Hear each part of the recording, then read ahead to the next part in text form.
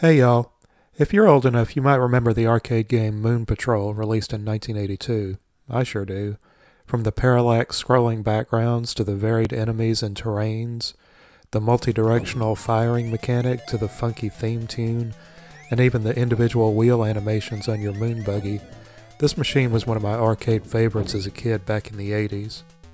However, rather than the arcade game, I actually want to talk about the Atari 2600 port, because of how well done that port is. Of course, because of the limitations of the 2600, the presentation is tremendously scaled down. No multi-layered background here, just a low-res lunar mountain backdrop.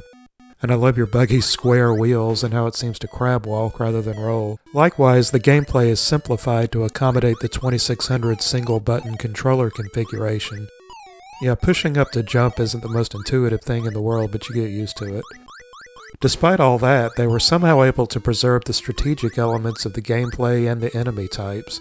The action can get really frantic on later levels. The physics of speeding up and slowing down your buggy work really well, and the port really captures that feeling that the arcade game had of having to stay on your toes constantly and plan around the combinations of hazards on the fly. All the core elements are here is what I'm saying, and the game experience is remarkably similar to the original. They even preserved that great theme tune. Of course, it's only a single voice in this version, but it's there, and if it gets too repetitive, you can turn it off with the left difficulty switch.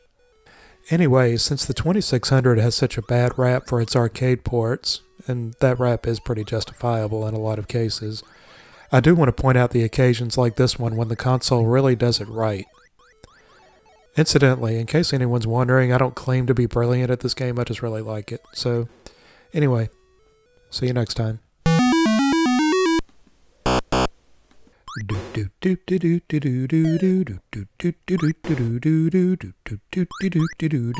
That's not good.